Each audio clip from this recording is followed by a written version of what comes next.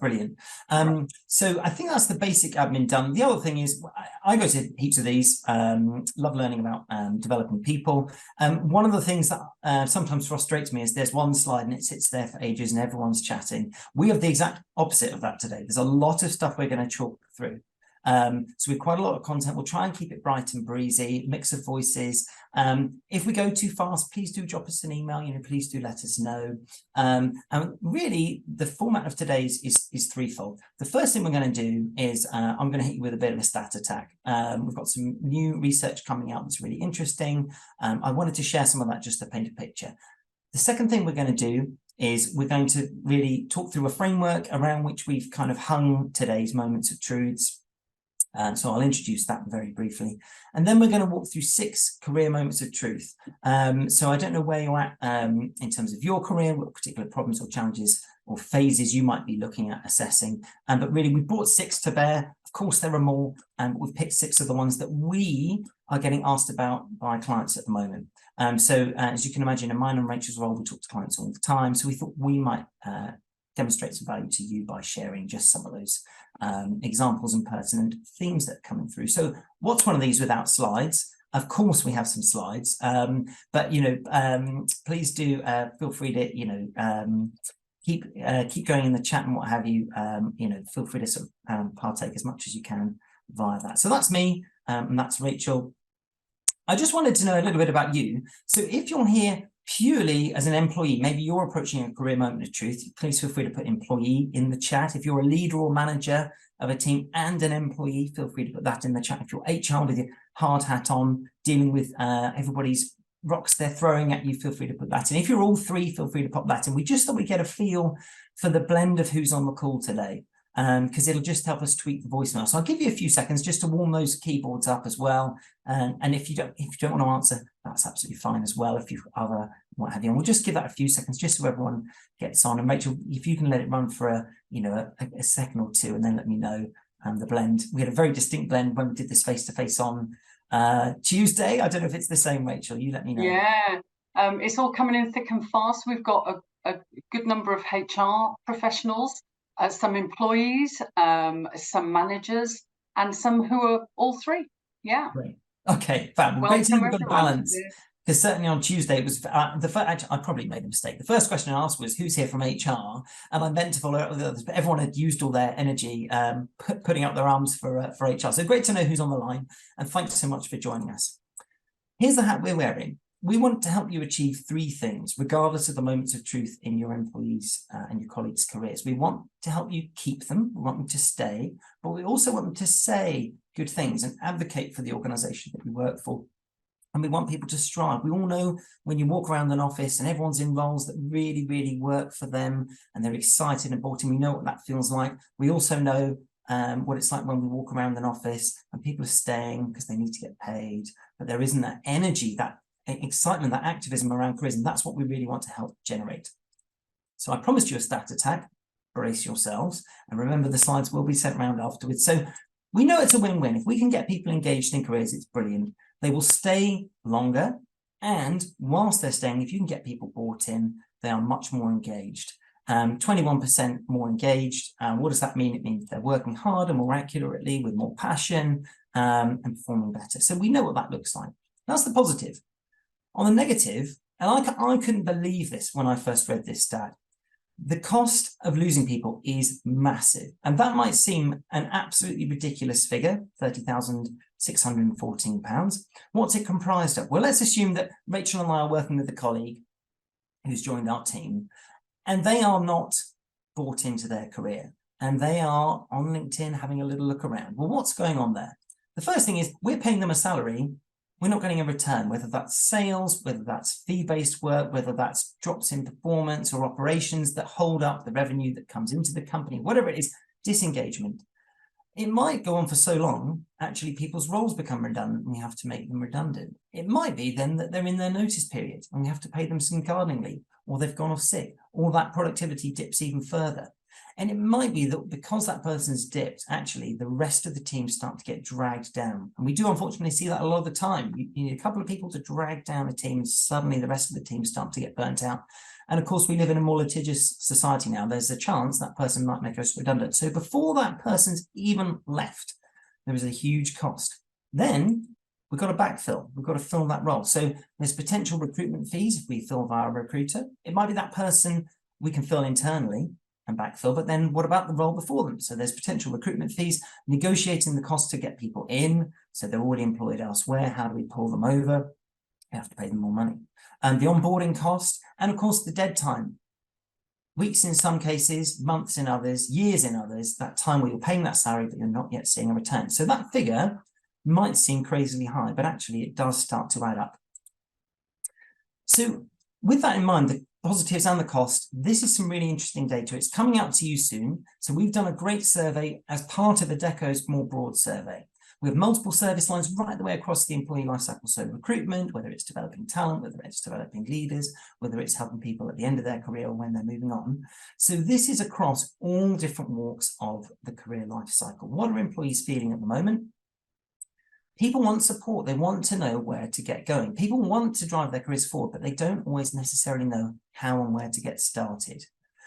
Lots of people feel 18, 20% that they want to move forward, but they might need some reskilling and upskilling, and that things are a bit limited. And sadly, this is a really sad one relevant for today. 22% feel limited by their age, which makes me feel personally really sad. What are they doing about it? Well, I'll draw your attention to the top and bottom of this particular set of stats.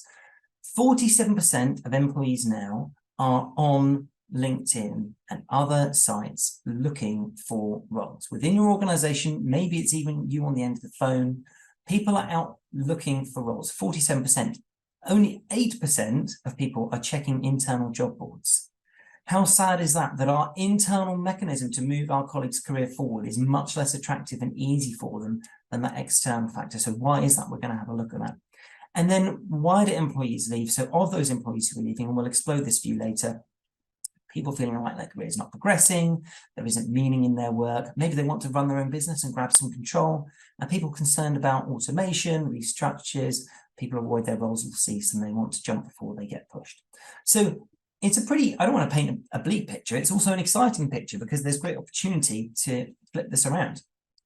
What I thought we'd do is have a now look at the psychological element of this. So I will keep saying this until the day I leave work. New technology comes along all the time. There's always someone, I'm sure you get sent this, with a fancy IT system or what have you. But human nature is ancient. And I thought what we'd do is we'd have a look at one of the most trusted views about why human nature is so relevant and how it stacks up against career moments of truth in a minute. So just one more stat to close it out with, which is this one. Which is around, there's a disconnect. There's a disconnect between employees and managers. And I'll share our kind of lens that we're going to view these moments of truth in a second. But what I thought I'd do beforehand is I just want to ask you, some of those themes that are coming through strike home pretty hard to me. I just wondered, within your organizations, what's on your mind? What can we surface today that would be helpful to you? So just feel free to pop that in the chat. What's on your mind when it comes to careers? Now, you can answer on behalf of yourself, you can answer on behalf of your business. And Rachel, if you wouldn't mind reading out the first couple that come out, that would be great. That'd be really, really helpful. Thank you. And I inserted a new slide just before we spoke, which is why we're slightly out of order, but nobody panic. It'd be great to know. So, Rachel, I'll leave a little silence as those answers come in. Yeah. So do pop any questions or comments in the chat, or any things that, as Tim's asking, in terms of, employee life cycle, development, what's on your mind? Yeah.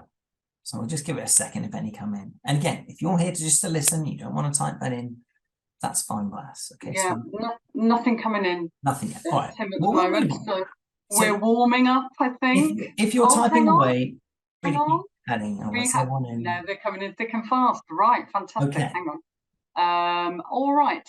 I'll read them out and then we can do it. How to influence the board or leaders to see this as important. Okay. Thank you, Julie. Fiona, need to upskill the workforce to increase capability to apply for internal roles, to avoid only looking externally. Brilliant. Gurpreet, first off, loving the pace and metaphor. Oh, right, okay. Michelle, how to engage managers and employees to invest their time with development plans.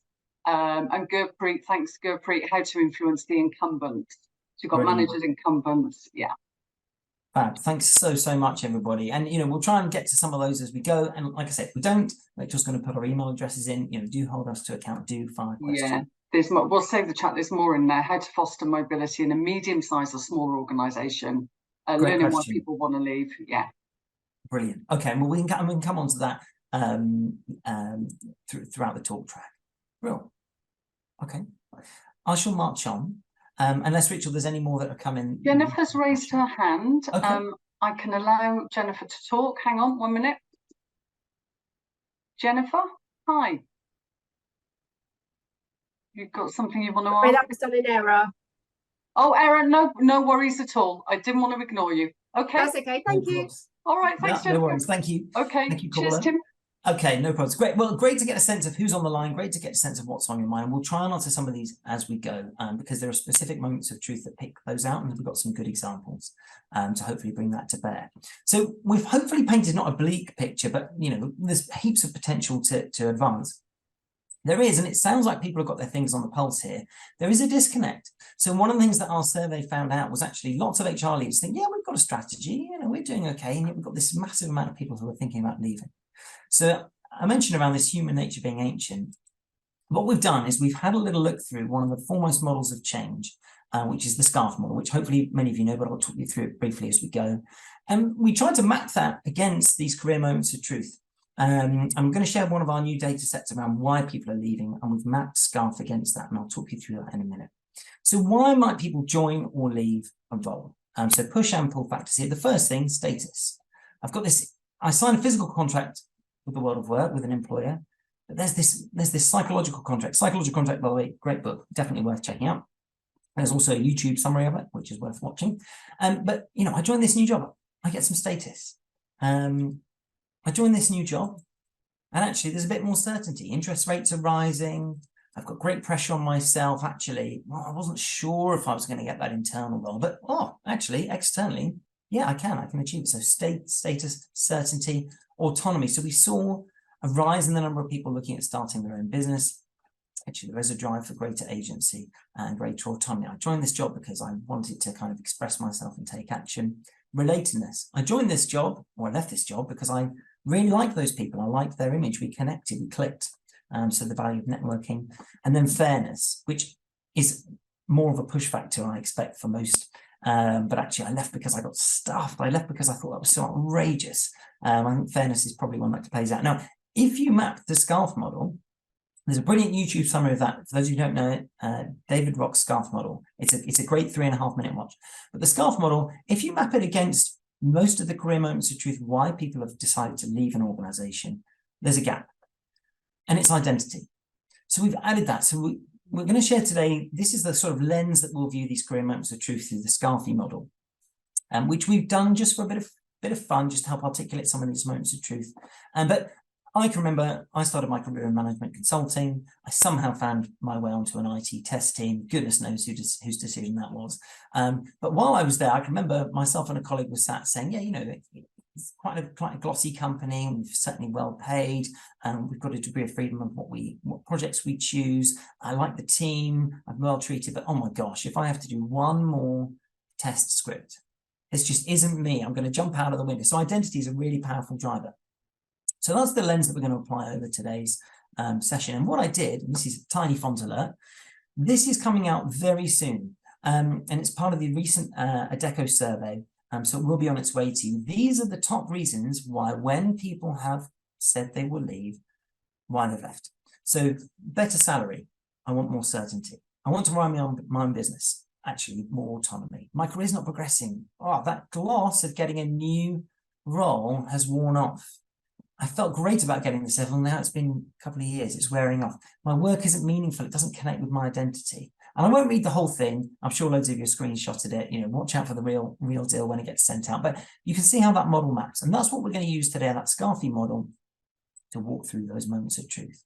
And the first of these moments of truth is junior joiners. So this initially said grads. But actually, if you look at the graph that we've got down at the bottom left, And I'll zoom it in for us a little bit. What you can see here is school and college leavers. So it's not just graduates for whom tenure and turnover is dropping, it's school and college leavers as well. They've been getting worse and worse and worse since 2011.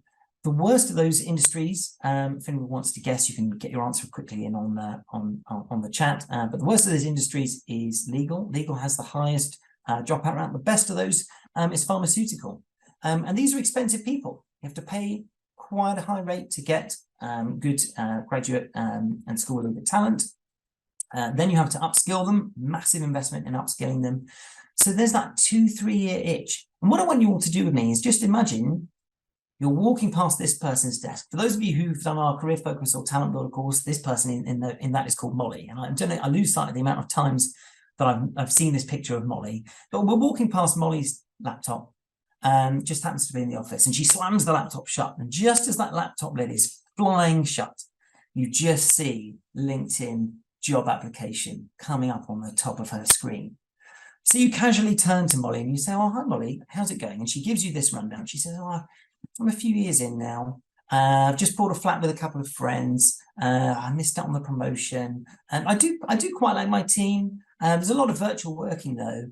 And I'm doing okay. You know, I mean, some ups and downs, and you just get that lukewarm feeling. And actually, you can imagine how some of those drivers come to work. So status, that gloss, I finally joined this blue chip company. 2-3 years in, that's dwindling. And actually your relative status, maybe a few peers around this person's got a promotion. Certainty, oh my gosh, I thought I'd learn loads, but there's this thing called tax and it's awful and they take all my money and national insurance and apparently houses break. And there's all these things that new joiners run into. Then hybrid working. So I think that's been a massive factor. Not that sense of being around the team, being involved in that group dynamic, really feeling managers and leaders who do want to do this, by the way, take you under their wing, give you a reassuring nod of the head when you're doing well. All those little things, I think hybrid has really dented that. So those are the things that really are drawing down identity as well. Maybe some people have just joined the wrong role. So those are the kind of things that can impact us. What are some companies doing that are great, and how are they bringing the scarf model to bear? So there's a few good examples here. And if your turnover grads is high, you might want to consider some of these. So Baringa Partners, fantastic consultancy, frequent winners, a great place to work. They introduced a quite junior promotion point. So rather than going from analyst to consultant to manager, which some of their competitors do, they have analyst, consultant, senior consultant, manager. And it's just a simple way of providing that additional opportunity for promotion, making it easier to have that validation in place. And their promotion cycle is quite regular. So it's not annual, it's every quarter. So if you miss it, if people are starting to get ahead of you, they just are able to hold that relative status for you. Certainty. So one of the things, certainly when I was there, people used to talk about was your S level at Shell. So whilst people could say, "Oh, Tim, you haven't got it at this point," or "Actually, you're doing okay," they could also have a conversation about where you could get to, how it's possible to arrive at your fullest potential. So they tried to advance and elongate the horizon around which they were talking about pay. Condé Nast, great example there of providing mentoring, buddying. So to actually give that feeling of relatedness. Capital One, fantastic project. We were very fortunate to be involved in that for a number of years. They implemented a system that meant that individuals could see roles that were available. One of the things grads are terrible at doing, recent joiners are terrible at doing, is networking. They want their team to immediately know them. They might do an initial volley around to get to know people, but then they tend to focus on their immediate team, the people they know on their day-to-day. And there is a feeling, especially in the hybrid world, I missed out on that promotion. I missed out on this. Well, Capital One invested in a system to make it more easy for people to see open roles and stretch roles. So that was really powerful. And the last one is around identity. So Hilton, famous users of a strength-based approach, really, really powerful. So just an example of some of the things using that scarfy model that organizations are doing at that more junior level. And I'm sure if you have any other great ideas or examples, please feel free to put them in the chat. But I'm mindful of time, and we said we move at pace. I'm going to hand you over to Rachel now, who's going to cover our next moment of truth. Great, thanks Tim. Okay, so through to the next moment of truth. And here we're thinking about that sort of re-entry, the transition back in, and even prepping often the transition out when employees are going off for any sort of prolonged length of time out of their role. It can include obviously a cross-section of different things, some really nice things like sabbaticals and career breaks, and then some things where, you know, it's sort of enforced and out of your control.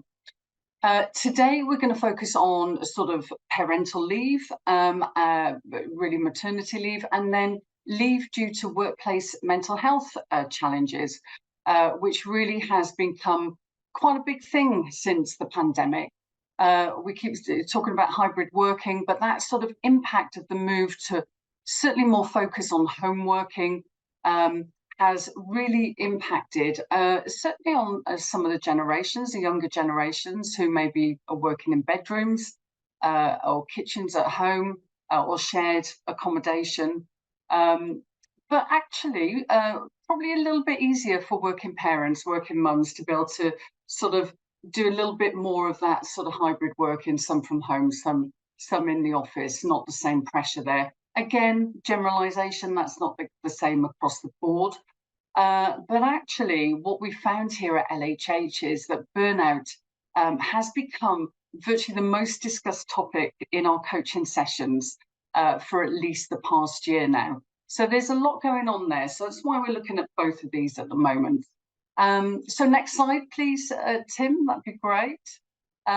So in terms of a quick stat attack here, let's look at the stats for women, particularly who start families and take sustained breaks away from work.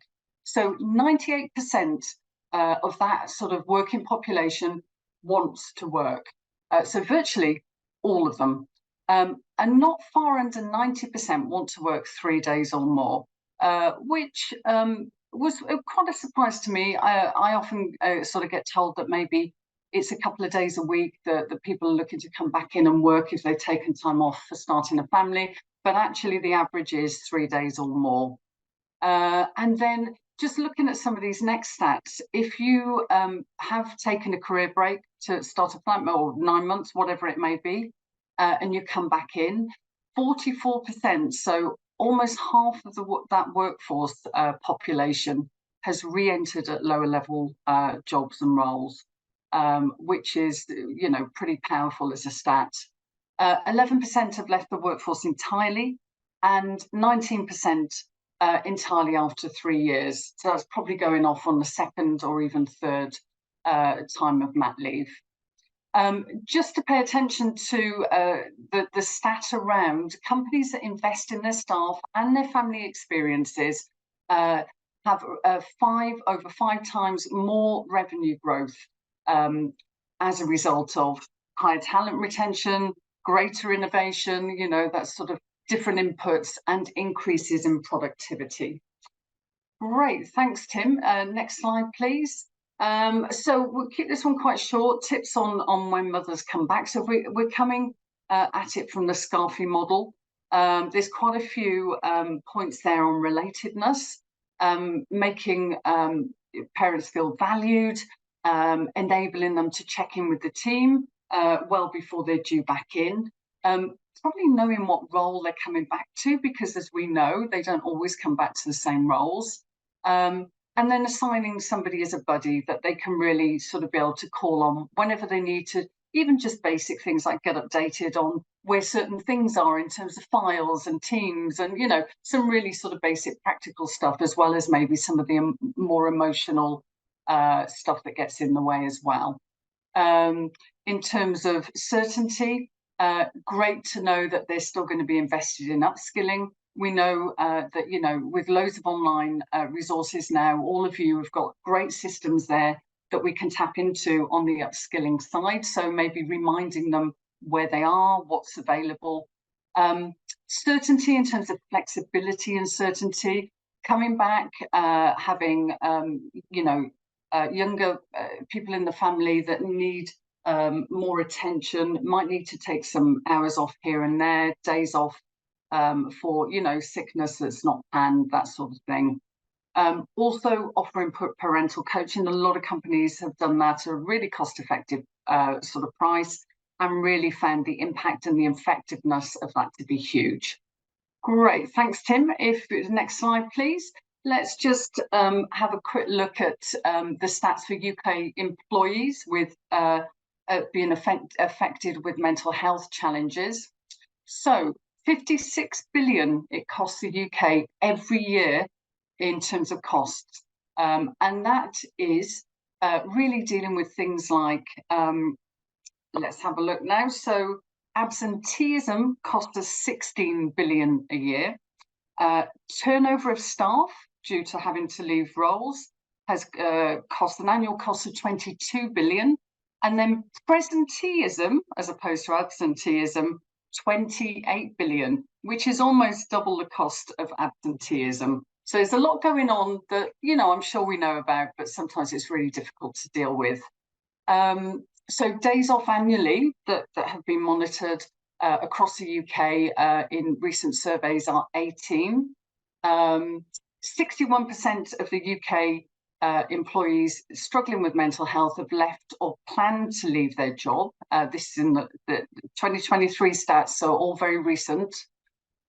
50% off are due to depression or stress. 79% feel close to burnout, so again that's come up, and 25% can't switch off in their personal time. So again, that impact of working from home, closing the door, not closing the door because you're in the same room, and switching the laptop off is pretty difficult still. So there's some stats to sort of get you going there, and again some tips. They're really quite similar. But just thinking about sort of normalising and reducing that stigma of talking about mental health challenges. Now, some of the people we talk to is not just the people working with mental health challenges. It could be their kids, teenagers, and we know a lot of what they've been through in the last few years. And it really, in the UK, we've had what has been termed a crisis in this area for the last sort of minimum 2-3 years. So create a policy, very much with everything else that we're doing. I know a lot of you have probably got some great policies in place. You know, there's sort of adjustments and accommodations that need to come. We're just supporting people who are struggling a little bit, don't have to be expensive, can be quite straightforward to put in. I'll give you a couple of examples of where some companies have done this really quite nicely in a second. And again, just things like prioritising mental health days, again, people to talk to, that sort of relatedness around forums, buddies, that sort of stuff. A lot of us offer employee assistant programs now, and that's a whole sort of supporting work, and being able to sort of call a number quite quickly or get that sort of input can really make such a difference to people when, you know, things just get that bit too much. Okay, and there's plenty of other things in there as well. Thanks, Tim. Next slide would be great. So companies that are doing some of this stuff pretty well. So if we're thinking about sort of families, starting families, pat leave, WPP, they've done a great thing where they've got a guru guide in place, where from the minute that somebody notifies them they're going to be going off on leave, they literally wrap their arms around them, take them through from that start, show them what's available, you know, who's around, who can support them all the way through back into work and beyond. Department for Education, fantastic job sharing initiative where, you know, women coming back, working part-time, not losing any status, doing great roles, and really sort of productive and performing at a really good level. EY have been doing parental coaching for a good amount of time now, and this has really helped their women in leadership programs as well. We've not touched on that today. That's a whole other huge area where, you know, that can be utilised really positively.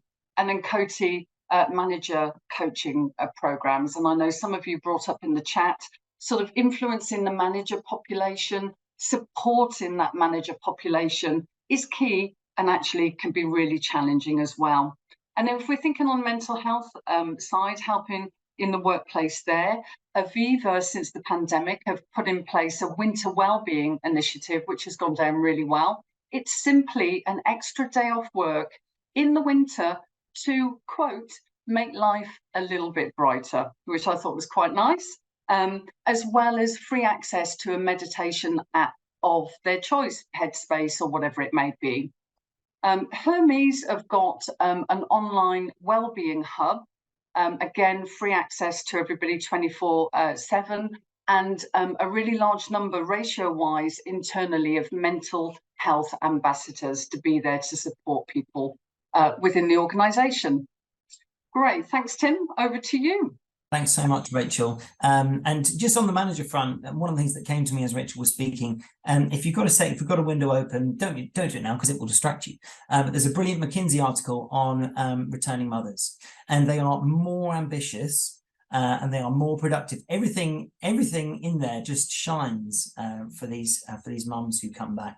And you know, they are in compacted scenarios. They have short hours. They are not there to mess around. So there is a big sell for managers, actually, if you can get this right, actually having some amazing, benefits for yourself if you can work flexibly. So anyway, thanks, Rachel. I love that section. Now, I made half of this deck, and I gave myself the easy section, which is promotions. One of the most obvious career moments of truth. Think about it.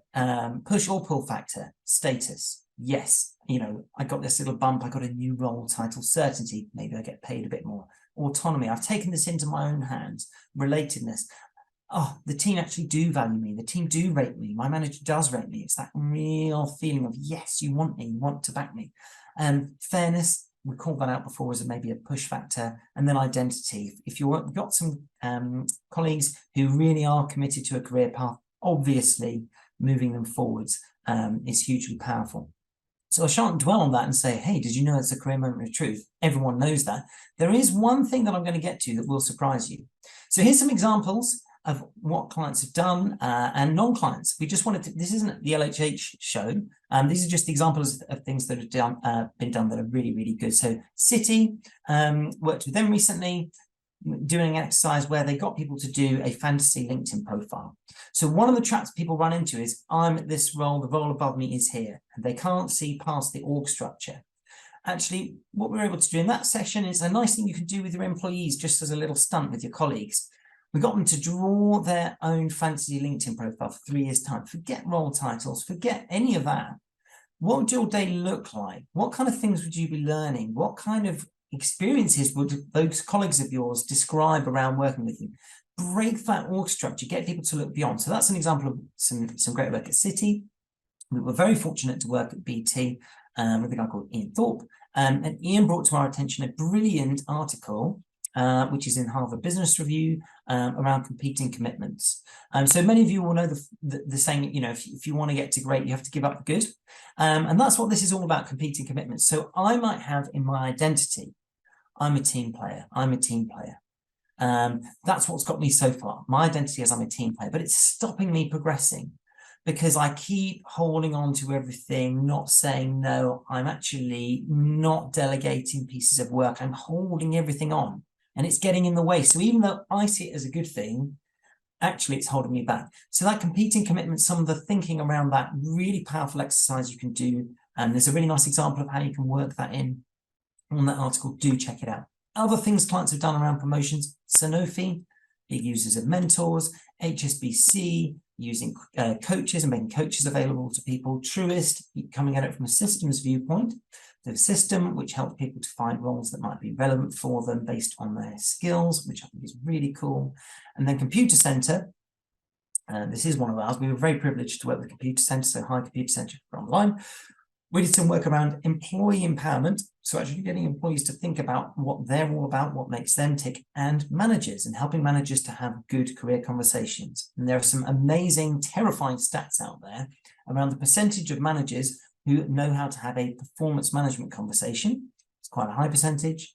And the percentage of managers who know how to structure a careers conversation, and they are different things.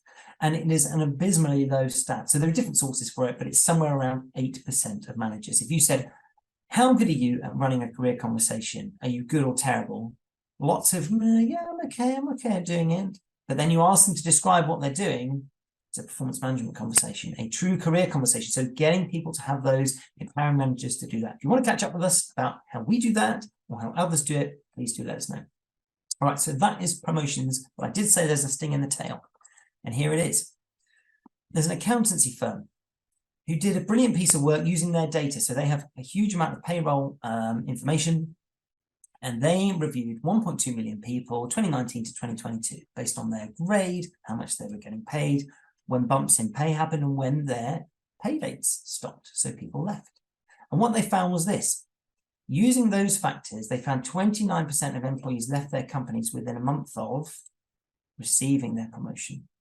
So very often we look at promotions and we think, oh, I'm worried about losing Rachel Daniel. Isn't she a superstar?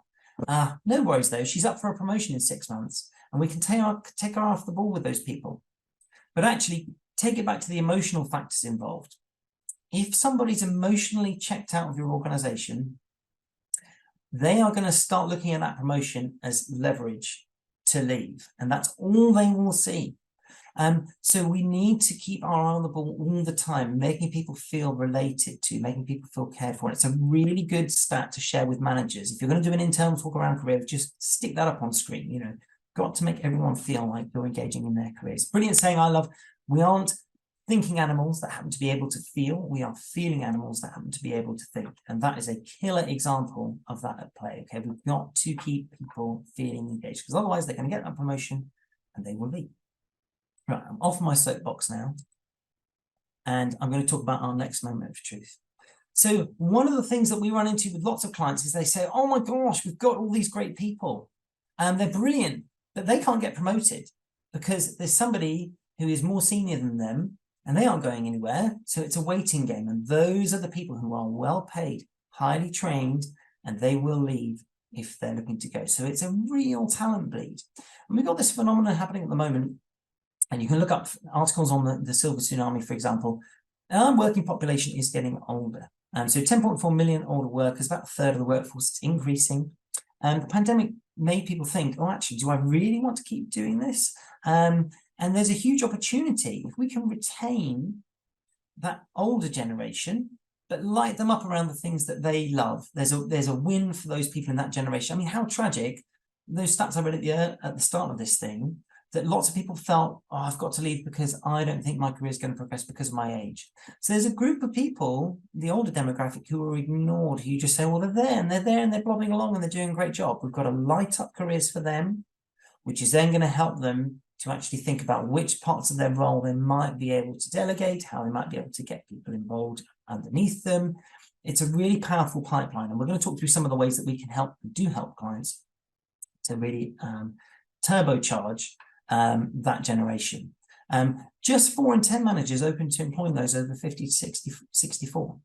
So a great place to start is manager education and actually getting those managers who have employees who are older than them to take another look, walk through that person's strength, have that career conversation. So one of the things we talk about is the multi-stage life. Check out, and you can look it up there, Linda Grattan. Just Google Linda Grattan and the multi-stage life. The 3-stage model, traditional way of doing things, you get educated, you get a job, you retire.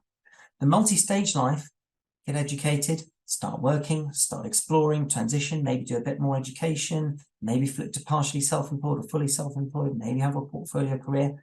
What I choose to do next. So we stop, one of the top tips, stop saying retirement. Start talking about onward planning, what to do next, how I empower you. We've got to get that career demographic moving, considering adjusting. Great for them, great for those who work for them as well. So here are some examples of what clients have done, and we'll talk through those in a sec because I've remembered this one as well. So in terms of the SCARF model, here are some things we can do. So status, recognize flexible working, recognize and advocate for it, make it an appealing thing, talk about it. Very often it's an afterthought. Certainty, enable early play. So one of the things people do is they work. Then they get towards an age where they might be able to consider retiring, but by that point it's too late and they're too near the quote unquote finish line of the traditional 3-phase model to really easily think through options and flexibility. So start early planning. Autonomy and relatedness, normalize the conversation. So start everybody thinking about onwards going, a lifetime of careers. Start those conversations early. Fairness, make it visible to all. So one of the main reasons people don't like to talk about this is because it can be potentially alienating or litigious to start talking to someone about retirement. Well, actually, start those conversations early. And identity, recognize strengths. It's very, very, very rare, especially with older colleagues, that we actually take a step back and say, right, let's walk through the entirety of what you've been up to. What do you love? What do you love doing? And help people play to those strengths and consider which of those areas of their day job they actually don't love quite as much, or they want to delegate or move around or move against. So hopefully useful with looking at some drivers. Let's bring that to life now with some good examples. So Johnson Matthey Engineering Company, they have lots of very talented, very bright, long-standing engineers, project managers. One of the things they do well is contracting back. So there are second tier, not the biggest CapEx projects that Johnson Matthey do, but other projects where you need someone who is sharp, who knows everybody, who's invested in the company, who maybe wants to earn a little bit of money alongside their pension, and they can do those projects and knock them out of the park. And they are less appealing to people who are maybe in an earlier phase of their career, who just want to do the big glitzy, Oscar-winning, heavy CapEx projects. So Johnson Matthey is a great example of using that demographic. Coming at it from an advisory standpoint, I'll flip now to Axis, so you can look this up as well. In Germany, they started this, they have the bench. And what they've done is they've assigned some kudos to being part of an advisory group. So rather than Johnson Matthey's model of you will run projects, actually, if you become available on the bench, people can book you in as a guru, somebody who knows the organization, knows how to get things done in their environment. Really powerful.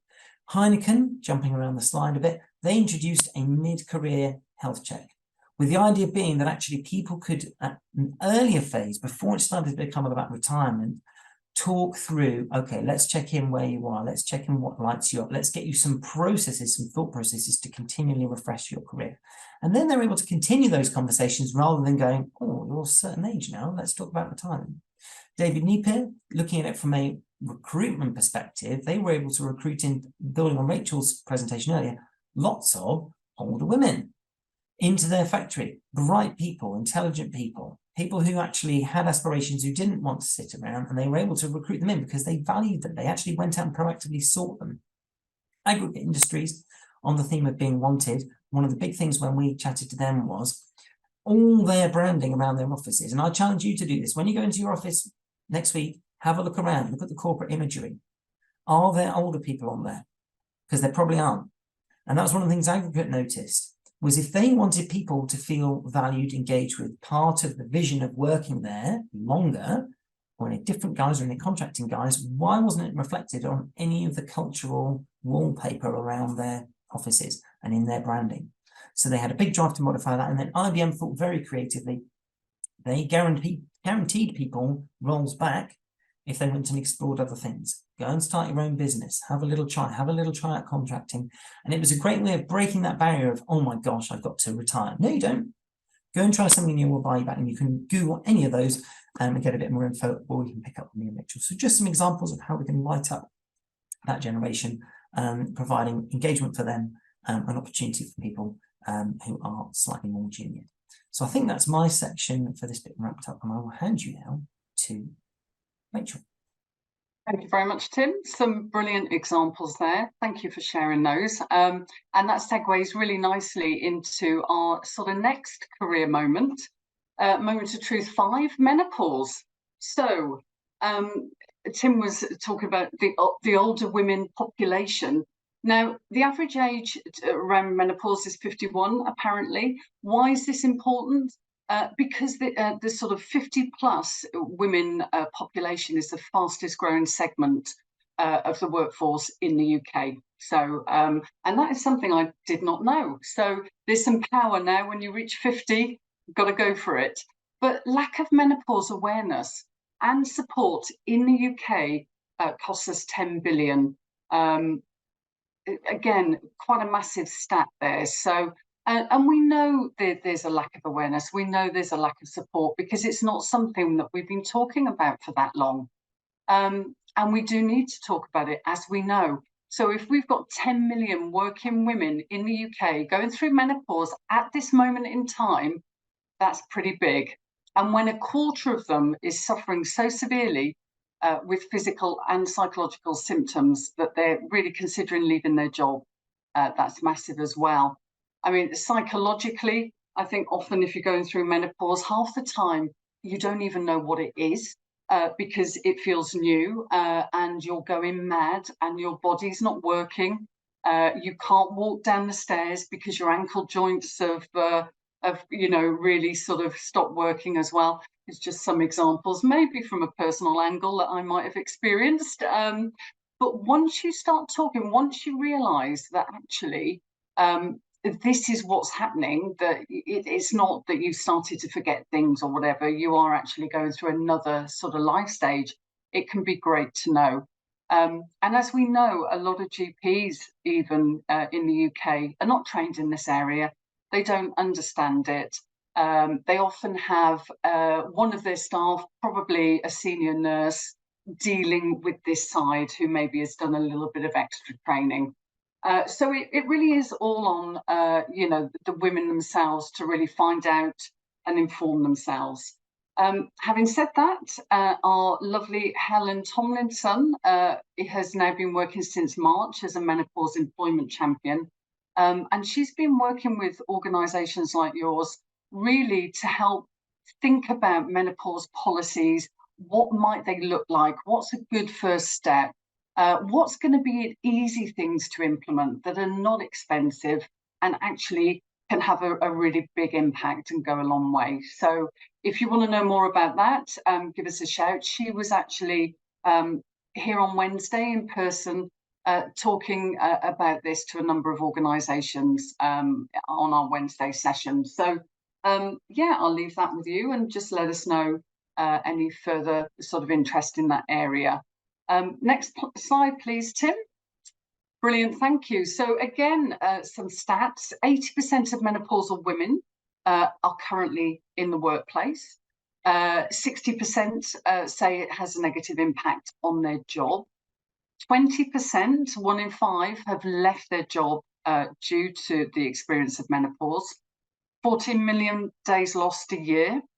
Fastest growing segment of the workforce, which I've already said, and 42%, so again, almost 50% of women saying that menopause affects their ability to do their job. And less than 10% of UK businesses currently have a menopause policy in place. So maybe again, some shocking and insightful stats there, and actually taking the first step there. Next slide, please, Tim. Thank you, will really help create some certainty for that sort of workforce, part of the workforce. So certainty of knowing what's on offer, what accommodations and flexibility we think about, we look down at fairness there, can they expect, can we expect from the companies that we're working for?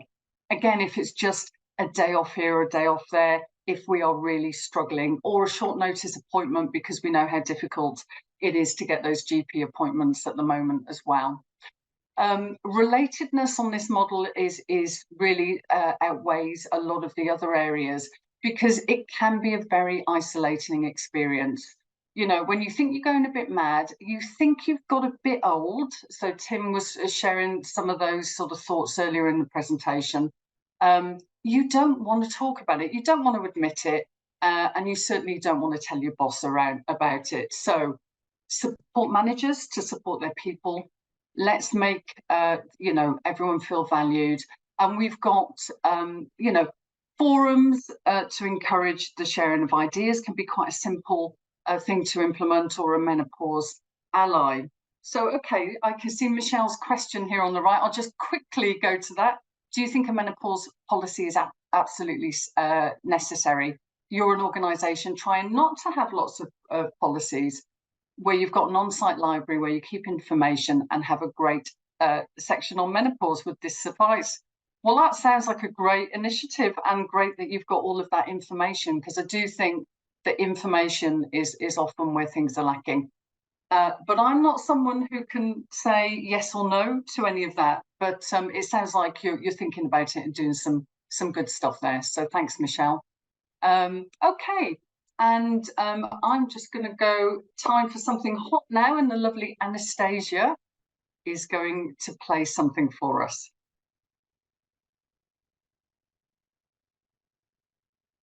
So, Kim, do you stop sharing your slides, I think? Yeah, great.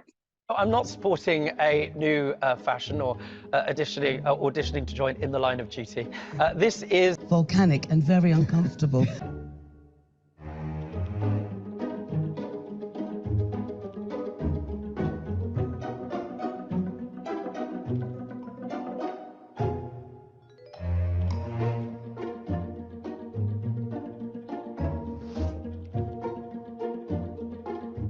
right.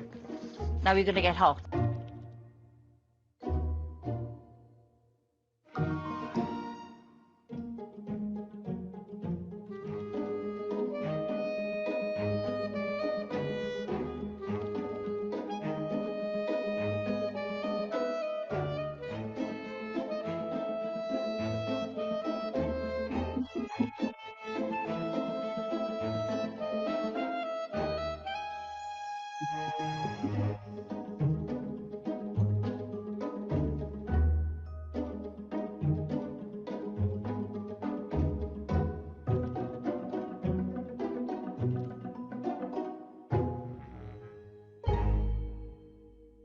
Yeah, well, I'm going to turn it off. Oh, no, no.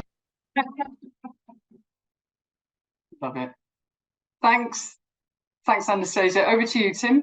Brilliant. Thanks so much. And I would say it brings to life, doesn't it? For that particular one, I will just share my own experience. I come into LHH, I had no real, no depth of awareness about working with colleagues with menopause. And I would say just having the conversation, we've had some great sessions internally where we've talked about that kind of thing, and it has raised my awareness.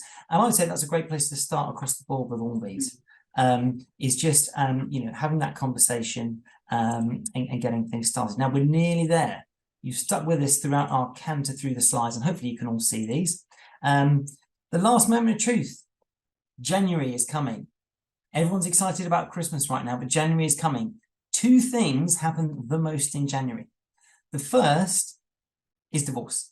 People get through Christmas together and think, I've had it. January, highest month has been historically for divorce. The second thing, leaving a job. So classic album or single, Johnny Pay, Take This Job and Shove It. I'm not going to play it, I thought about it. But do watch out. I know we've got a lot of HR professionals right now on the line. We've talked today about these moments of truth. Things keep coming through that are consistent themes, making people feel connected, making people feel like you value them, that they've got a high status in your eyes, having conversations. A lot of what we haven't talked about any solutions. We've given some examples of what clients have done, but a lot of it just comes from intent. And I would say now is the time. I know the end of year's coming, but now is the time to start talking about and thinking about careers, even if it's as simple as to get a group together to start talking about it, so the organization starts really placing an emphasis. In January, this is free, by the way. We're going to do a series of career tune-up events. So they'll be free, they'll be lunch and learn type events. We're still scoping them, but if you would like to get involved in those, please do reach out to your LHH client partner or drop us an email, tim.edwards@lhh.com or rachel.daniel@lhh.com. Please do watch out for January because it is the month. Remember that stat, 47% of people will be looking right now at jobs, and that's an average, so it'll probably be higher over Christmas, got a bit of time. So simple themes, get conversations going. Think Scarfy, remember it's human nature. I know everyone's out there trying to dazzle you with technology. Think Scarfy, like keep it human. Review policy, do have a look, see if there's little tweaks, things you can introduce. And just remember, we're all human at the end of the day.